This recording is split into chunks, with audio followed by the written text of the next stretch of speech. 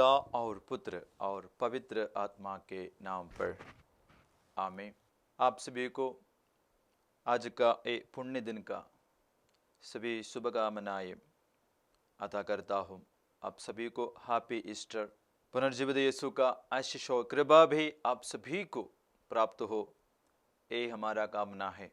क्रिस्त में प्यारे भाई और बहनों, हमारा क्रिस्तीय विश्वास का बुनियाद, पूरे दुनिया के विश्वासियों का, ईसाइयों का विश्वास का बुनियाद यही है कि यीशु जी उठा है। पुनर्जीवित यीशु माने यीशु मर्दों में से जी उठा। कैथोलिक कलीसिया ये विश्वास करती है कि यीशु जी उठा है। पुनर्जन्म नहीं, पुनर्जीवन नहीं, बल्कि मर्दों में से जी उठा। कैथोलिक कलीसिया के विश्वास के अनुसार हम इस तरह पढ़ते हैं प्रेरितों का धर्मसार में, वह तीसरे दिन मर्दों में से जी उठे, स्वर्ग गए और सर्वशक्तिमान पिता ईश्वर के दाहिने विराजमान है। यहाँ हम मनाते हैं यीशु का जी उठने का पर्व। पुनर्जन्म का नहीं है या पुनर्जीवन का नहीं, इसका फर्क जरा सा हमको समझना चाहिए। पुनर्जीवन मतलब मरा हुआ आदमी को दोबारा जिलाना या दोबारा उसको जीवन मिलना और काफी समय तक जीते रहना। पुनर्जन्म मतलब दूसरे धर्मावलंबियों के विश्वास के हिसाब से आज हम मनुष्य बनकर जीवन बिताए कुछ समय के बाद मर जाते हैं, लेकिन दूसरे का जन्म होता है तो मनुष्य जैसा नहीं, दूसरे पशु पक्षियों जैसा या अन्य वृक्ष के समान, सस्य के समान हम जन्म ले सकते हैं। यही तो है पुनर्जन्म का अर्थ। लेकिन यीशु के विषय में ये दोनों नहीं है, बल्कि यीशु मर्दों में से जी उठा है। जी उठने के बाद यीशु फिर दुनिया में ज़्यादा समय नहीं रहते हैं। 50 दिन के बाद यीशु स्वर्ग चले जाते हैं। मतलब जी उठने वाला व्यक्ति दुनिया के जीवन के लिए नहीं, बल्कि अनंत जीवन के लिए योग्य बन जाते हैं। यही फर्क है पुनर्जीवन और जी उठने का बीच में अंतरार्थ। तो यीशु का पुनर्जन्म नहीं, बल्कि मरा हुआ परिस्थिति से यीशु जी उठता है। मैंने मरा हुआ व्यक्ति वैसा ही वापस जीवन ले लेते हैं। मैंने यीशु 33 साल में मर गया, जी उठा, तभी यीशु का उम्र 33 साल। स्वर्ग जाएगा तभी यीशु का उम्र 33 साल का ही रहेगा। यही मानना है जी उठने का मतलब। तो यीशु जी उठा हमारे लिए, हमारा उद्धार करने के लिए, ये दुनिया के उद्धार के लिए, और कलीसिया का, पूरी दुनिया का उद्धार और मुक्ति और रक्षा आज यीशु के ये पुनरुत्थान में, मतलब जी उठा है, उसमें विश्वास करने से होता ही है। और हम विश्वासी लोग ये विश्वास के अनुसार जीने से हमारा उद्धार होता है। यीशु के बाद यीशु के शिष्यगणों के बाद अनेक संतगण, इसके अलावा बहुत सारे विश्वासीगण ईसाई समाज में, मैंने यीशु में विश्वास करते हुए ईसाई समाज में सम्मिलित हुए। उसका प्रेरणा स्रोत क्या थी? यीशु का जी उठने पर विश्वास। बाइबल में हम देखते हैं यीशु 3 लोगों को पुनर्जीवन देते हुए, जैसे कि लाजरुस को जो मरा हुआ था, 4 दिन के बाद यीशु पुनर्जीवित कर दिया। नाइन के विधवा का बेटा जो मर चुका था, यीशु उनको पुनर्जीवित किया। तीसरा है जायरूस के बेटी जो मर गए थे, प्रभु उनके घर जाकर वो बेटी को पुनर्जीवित किया। माने उन लोग फिर काफी समय तक और जीते रहे, इस दुनिया में जीवन बिताया। लेकिन यीशु ऐसा नहीं था, मरा हुआ था, जी उठा, फिर बाद में सीधे स्वर्ग चले जाते हैं। आइए, संत पौलुस इस विषय में हमको क्या सिखाता है? जो यीशु के साथ बिल्कुल समय नहीं बिताया जीवित रहते समय, फिर भी उनका विश्वास देखना, जो यीशु का विरोधी था, यीशु में विश्वास करने वाले विश्वासियों का विरोधी था, वो विश्वासियों को सताता था। वो संत पौलुस का जो पहले साउल था, उनका विश्वास मसीह का पुनरुत्थान के विषय में क्या लिखा है, जरा सा हम देखेंगे तो हमको ज्यादा जानकारी मिलेगी। कुरिन्थियों का नाम पहला पत्र अध्याय 15 वचन संख्या 1 से लेकर हम पढ़ेंगे। भाइयों, मैं आप लोगों को इस सुसमाचार का स्मरण दिलाना चाहता हूँ, जिसका प्रचार मैंने आपके बीच किया, जिसे आपने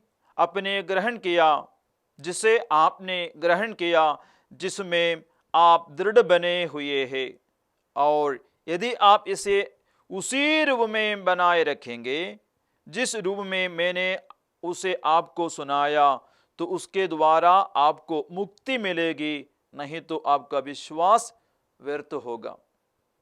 माने संत पौलुस ये कहना चाहता है कि उनका सारा सुसमाचार का कार्य यीशु के पुनरुत्थान से आधारित है, क्योंकि उन्होंने इस तरह बताया है अपने इस पत्र में, कुरिन्थियों के नाम पत्र अध्याय 15 वचन संख्या 14, यदि मसीह नहीं जी उठे तो हमारा धर्म प्रचार व्यर्थ है और आप लोगों का विश्वास भी व्यर्थ है। तो अध्याय 15 शुरुआत में उन्होंने बताया हमारा सारा धर्माचरण और वचन की घोषणा ये सब यीशु के जी उठने के विश्वास के आधार पर है। जैसे उन्होंने अभी बताया, यदि मसीह नहीं जी उठे हैं तो हमारा धर्म प्रचार व्यर्थ है। मैंने यीशु के लिए सुसमाचार घोषणा करना सब कुछ व्यर्थ है। उन्होंने विश्वास किया, जीवन में अनुभव किया है, सचमुच यीशु जी उठा है। आगे लिखा है, तो हमने ईश्वर के विषय में मिथ्या साक्ष्य दिया, क्योंकि हमने ईश्वर के विषय में यह साक्ष्य दिया कि उसने मसीह को पुनर्जीवित किया, और यदि मृतकों का पुनरुत्थान नहीं होता तो उसने ऐसा नहीं किया। बाइबल में और क्या सबूत है कि यीशु जी उठा है? सबसे पहले हम देखते हैं, जी उठने के बाद यीशु मगदलीना मरियम को दिखाई दिया। मैंने यीशु के शिष्यगणों को सबसे पहले नहीं, बल्कि यीशु के साथ जो नहीं थे वो भक्त स्त्री को, मगदलीना मरियम को यीशु दर्शन देता है। दूसरा गवाही क्या है, सबूत क्या है? यीशु का वही कब्र जिसमें यीशु को दफनाया गया, वो गुफा, वो कब्र काली पड़ा हुआ दिखाई दिया, और ये बताया जाता है वो कब्र आज भी काली है। ये दूसरा एक सबूत है।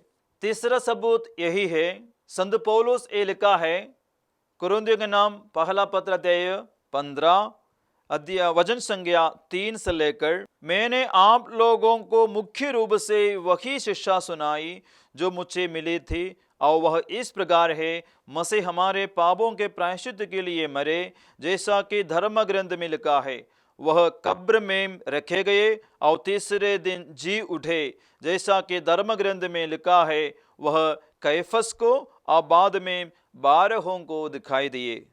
फिर वह एक ही समय 500 से अधिक भाइयों को दिखाई दिए, उनमें से अधिकांश आज भी जीवित है, यद्यपि कुछ मर गए हैं। बाद में वह याकूब को और फिर सब प्रेरितों को दिखाई दिए। वो तो हम यूहन्ना का सुसमाचार में पढ़ते हैं, मछली पकड़ने के लिए गए शिष्यों को भी यीशु को दिखाई दिया। इतना ही नहीं, शिष्यों को बुलाया और शिष्यों के लिए यीशु मछली पकाया, शिष्यों के साथ मिलकर मछली खाया, भोजन खाया। पुनर्जीवित यीशु संत थॉमस को अपने पास बुलाया, आओ विश्वास करो, मेरे पावों को, मेरे हाथों को देखिए, मेरे हाथ का खाव पर तुम हाथ रखो, अविश्वास करो। ये सब ये दावा करते हैं कि यीशु जी उठा है। संत पौलुस फिर आगे लिखा है अध्याय 15 वचन संख्या 12 से लेकर, यदि हमारे शिक्षा ये है कि मसीह मृतकों में से जी उठे, तो आप लोगों में कुछ ये कैसे कहते हैं कि मृतकों का पुनरुत्थान नहीं होता। और आगे संत पौलुस ये बताना चाहते हैं पूरी दुनिया को कि अपना जीवन में यीशु के लिए दुख सहते हुए वचन की घोषणा करने का, यीशु के प्रति दुख सहने का प्रेरक शक्ति यीशु का पुनरुत्थान है। मतलब ये दुख सहने के बाद यीशु महिमान्वित होकर जी उठा और ज्यादा महिमान्वित होने के लिए स्वर्ग में उठा लिया गया।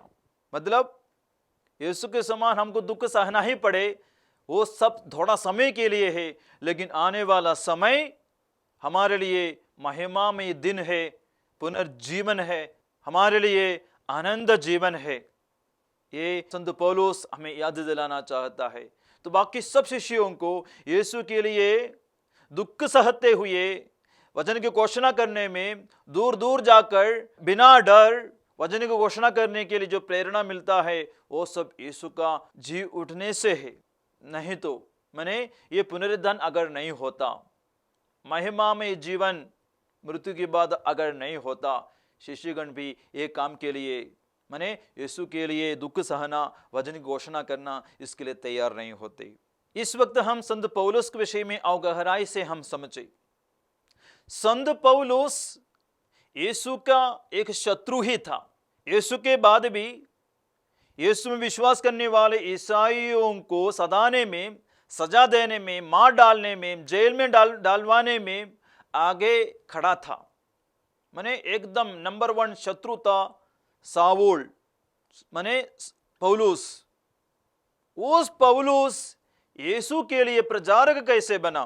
यीशु का पुनरुत्थान का कारण। संत पौलुस कहता है कुरिन्थियों के नाम पहला पत्र अध्याय 15 वचन संख्या 8, सबके बाद माने बाकी सब शिष्यों के बाद, कई लोगों के बाद मुझे भी मानो ठीक समय से पीछे जन्मे को दिखाई दिए।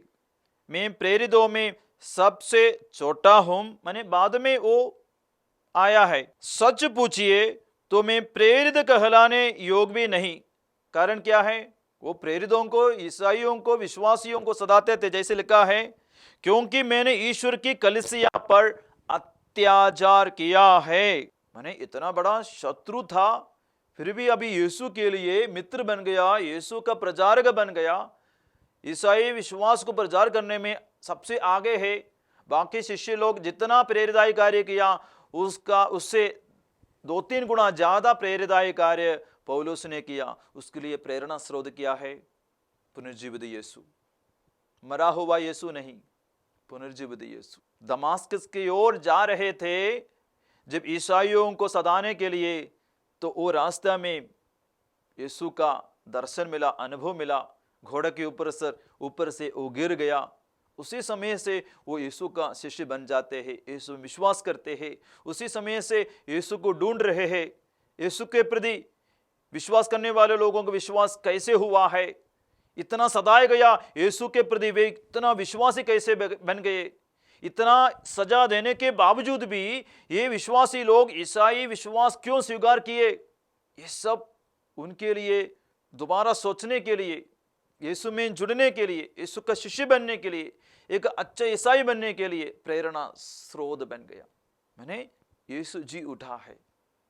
हाँ प्यारे भाई और बहनों, सभी प्रेरितों का प्रेरणा स्रोत माने यीशु के लिए मरने के लिए भी, यीशु के प्रति दुख सहने के लिए भी प्रेरणा स्रोत यीशु का ये पुनरुत्थान था। प्रेरित चरित्र अध्याय 5 वचन संख्या 41 में हम इस तरह पढ़ते हैं, प्रेरित इसलिए आनंदित होकर महासभा के भवन से निकले कि वे ईसा के नाम के कारण अपमानित होने योग्य समझे गए।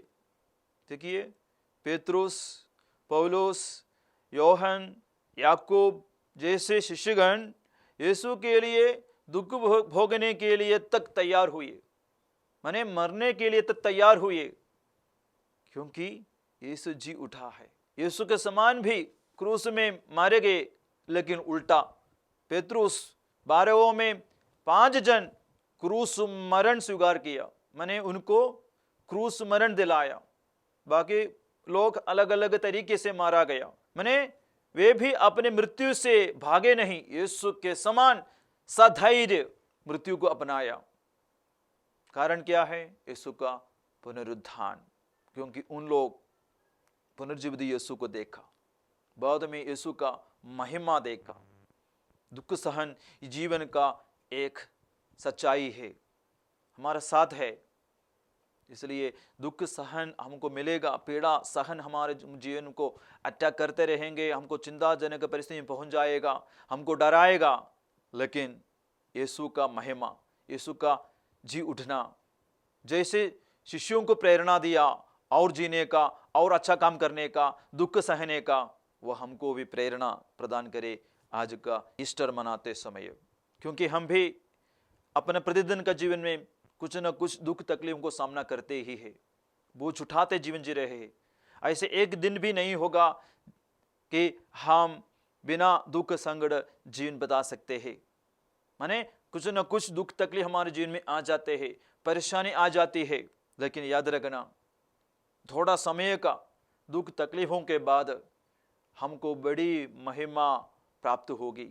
प्रवक्ता ग्रंथ अध्याय 2 वचन संख्या 3 से लेकर इस तरह पढ़ते हैं, ईश्वर से लिपटे रहो, उसे मत त्यागो, जिससे अंत में तुम्हारा कल्याण हो।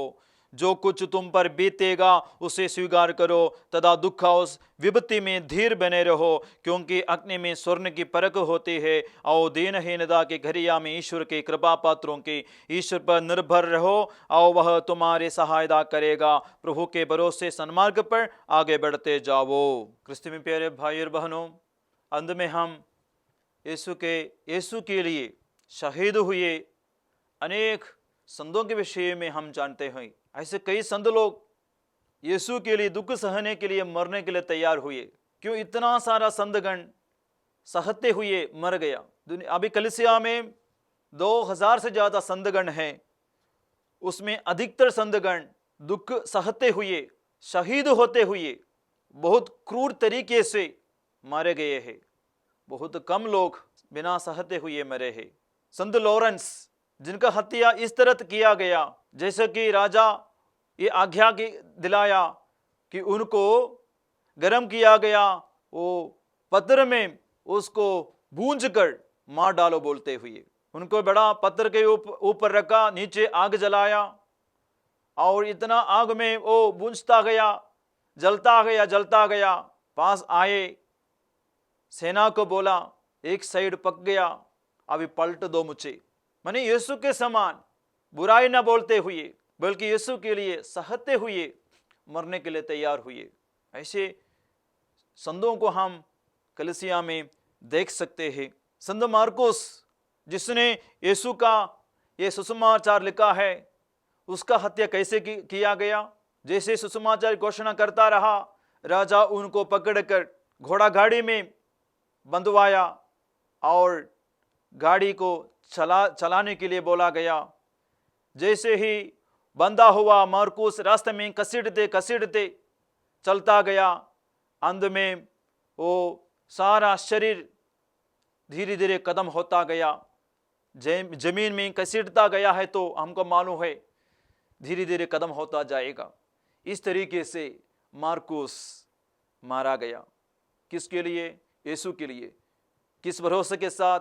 मैं भी यीशु के समान एक दिन जी उठेगा। तो कलीसिया में जितने भी लोग दुख सहते हुए कलीसिया का नवीनीकरण, कलीसिया का उद्धार के लिए, आत्माओं की रक्षा के लिए शहीद हुए, दुख सहा, उसके पीछे यीशु का पुनर्जीवन है, उसके पीछे यीशु का पुनरुत्थान है, जी उठने का विश्वास है।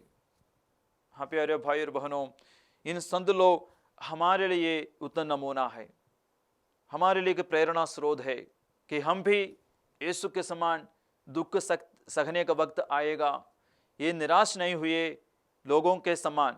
जब हमको भी दुख तकलीफ सामना करना पड़ेगा, तो ये संतों के समान हम भी ये भरोसे के साथ आने वाले विपत्तियों को, प्रतिकूल परिस्थितियों को, दुख संकटों को सामना करें कि थोड़ा दिन का, थोड़ा समय का दुख तकलीफ के बाद बड़ी से बड़ी महिमामय जीवन हम हासिल करेंगे। ये पुनरुत्थान का पर्व, ये ईस्टर हमें यीशु के साथ दुख सहते हुए एक अच्छा मानवीय जीवन, एक अच्छा विश्वासमय जीवन, एक कैथोलिक कलीसिया का जीवन जीने के लिए यीशु हमको शक्ति प्रदान करे, पवित्र आत्मा हमको प्रेरणा दे सके। आप सभी को और एक बार हैप्पी ईस्टर। पुनर्जीवित यीशु आपको आशीष प्रदान करे, पिता और पुत्र और पवित्र आत्मा के नाम पर, आमीन।